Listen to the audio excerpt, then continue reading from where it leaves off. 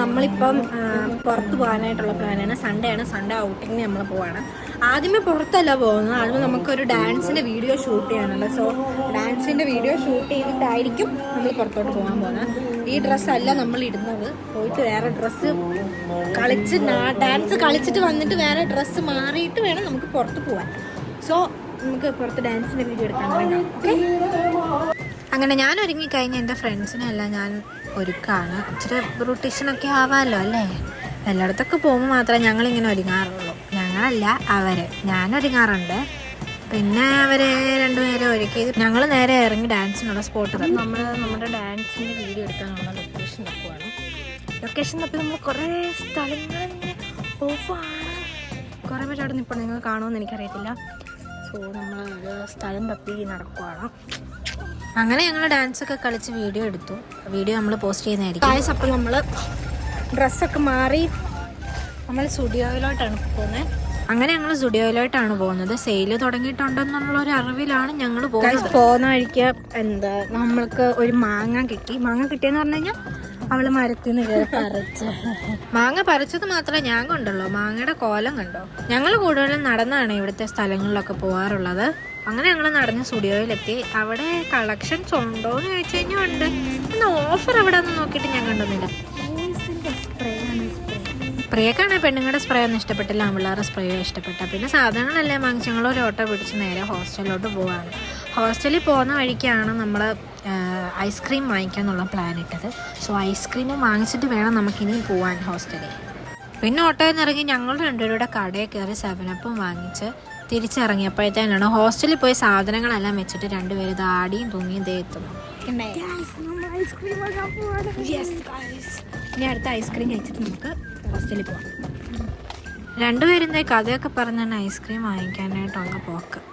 അങ്ങനെ ഞങ്ങൾ പതുക്കെ നടന്ന ഐസ്ക്രീമൊക്കെ വാങ്ങിക്കാനായിട്ടുള്ള കടയിലെത്തിയപ്പോഴത്തേന് എന്നെ ആദ്യമേ ആകർഷിച്ചത് അവിടുത്തെ ഇരിക്കുന്ന 2-3 സാധനങ്ങൾ. അതായത് ഇവിടുത്തെ കേക്കിന് ഭയങ്കര ടേസ്റ്റാണ്. കേക്കിൻ്റെ കാര്യം അവിടെ വിട്ടിട്ട് ഞങ്ങൾ നേരെ ഐസ്ക്രീമിൻ്റെ അടുത്തോട്ട് പോയി ഐസ്ക്രീം വാങ്ങിച്ച് നേരെ ഹോസ്റ്റലിലോട്ട് പോകാനായിട്ടുള്ള പ്ലാൻ. ഹോസ്റ്റലിൽ ചെന്നിട്ട് വേണം ഒന്നിച്ച് നേരം ഇരിക്കാൻ. എത്ര നേരമായിട്ട് നടക്കുക.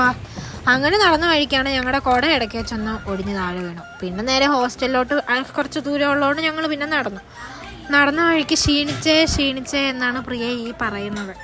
പിന്നെ എനിക്ക് തന്ന ഐസ്ക്രീം ഞാൻ അപ്പം തന്നെ കഴിച്ചേ. കാരണം അലുത്തു പോകാനായിട്ട് തുടങ്ങി. ഞാൻ ചോക്കോബാറാണ് വാങ്ങിച്ചത്, അവർ ഐസ്ക്രീം. സോ ഞങ്ങൾ ഹോസ്റ്റലിലെത്തി. ഗസ് ഞാൻ അറ്റൻഡൻസിന് പോയിട്ട് വരാം. ഫോണിൽ ചാർജില്ല, ഫോൺ കുത്തണം. Okay, by.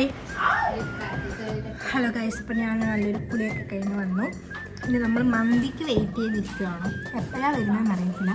അൽഫാം മന്തിയാണ് നമ്മൾ ഓർഡർ ചെയ്തേക്കുന്നത്. സോ അൽഫാം മന്തി വരാൻ ലേറ്റ് ആവുമെന്ന് അവർ പറഞ്ഞു. ഇപ്പോൾ നമ്മൾ വെയിറ്റ് ചെയ്തിരിക്കുകയാണ്.